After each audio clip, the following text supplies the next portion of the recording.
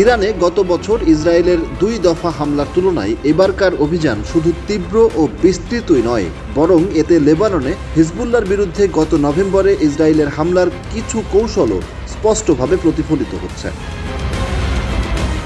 ইরানের পাল্টা আঘাতের ক্ষমতা কমাতে শুধু ক্ষেপণাস্ত্র ঘাঁটিতেই নয়, এবার তাদের শীর্ষ নেতাদের ওপরও হামলা চালিয়েছে ইসরায়েল। ইরানের নেতৃত্বে বড় ধরনের শূন্যতা তৈরি করতে এসব হামলা চালানো হচ্ছে। লেবাননে ইসরায়েলের এই ডিক্যাপিটেশন স্ট্র্যাটেজি অর্থাৎ শীর্ষ নেতাদের টার্গেট করে হত্যা করার কৌশল হিজবুল্লাহর জন্য ছিল বড় ধাক্কা। এর ফলে সংগঠনটির পক্ষে টেকসই প্রতিরোধ গড়া কঠিন হয়ে পড়ে। তেহরান থেকে পাওয়া ভিডিওতে দেখা গেছে নির্দিষ্ট কিছু ভবনে হামলা চালানো হয়েছে। এই হামলার ধরন বৈরুতের দক্ষিণাঞ্চলে হিজবুল্লাহর উপর চালানো ইসরায়েলের আগের হামলার সঙ্গে হুবহু মিলে যায়। হিজবুল্লাহ নেতা হাসান নাসরুল্লাহ এমন এক হামলায় নিহত হয়েছিলেন। তবে ইরানে এখনও শীর্ষ পর্যায়ের কোনো নেতা নিহত হয়েছেন বলে জানা যায়নি। দেশটির সর্বোচ্চ নেতা আয়াতুল্লাহ আলী খামেনিকে লক্ষ্য করে হামলা চালানো হয়েছে, তারও কোনো প্রমাণ মেলেনি। ইসরায়েলের এবারের অভিযানের শুরুতেই ইরানের সেনাবাহিনী প্রধান, শক্তিশালী রেভলিউশনারি গার্ডের কমান্ডার হোসেইন সালামি এবং কয়েকজন শীর্ষ পরমাণু বিজ্ঞানীকে হত্যা করা হয়েছে।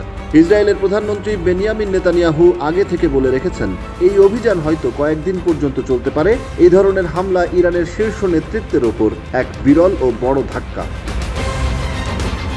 বলা বাহুল্য, এই হামলার পর ইসরায়েলের বিরুদ্ধে ইরানের পক্ষ থেকে গত বছরের 2 হামলার তুলনায় অনেক বেশি তীব্র জবাব আসার কথা।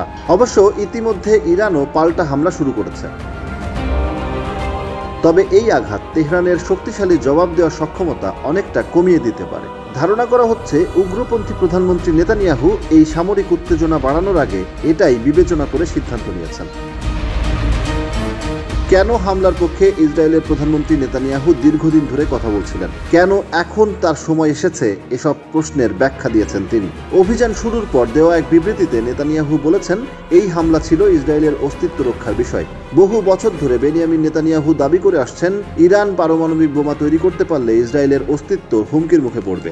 এই হুমকির তাৎক্ষণিকতা বোঝাতে গিয়ে এক জ্যেষ্ঠ ইসরায়েলি সামরিক কর্মকর্তা সম্প্রতি জানিয়েছেন, ইরানের কাছে এত পরিমাণ ইউরেনিয়াম আছে যে তারা কয়েকদিনের মধ্যেই অন্তত 15টি পারমাণবিক বোমা তৈরি করতে পারবে। তবে হামলার পেছনে ভিন্ন আরেকটি কৌশলগত পটভূমিও থাকতে পারে। তেহরানের পরমাণু কর্মসূচি নিয়ে ইরান ও যুক্তরাষ্ট্রের মধ্যে চলমান আলোচনা 6ষ্ঠ দফায় প্রবেশ করতে যাচ্ছিল, যা ইতিমধ্যেই বাতিল করা হয়েছে। এই মুহূর্তে হামলা চালালে তীব্র প্রতিরোধের আশঙ্কাও তুলনামূলক কম। তবে শিগগিরই প্রমাণ হবে নেতানিয়াহুর এই হিসাব নাকি এটি ছিল ভয়ানক এক ভুল।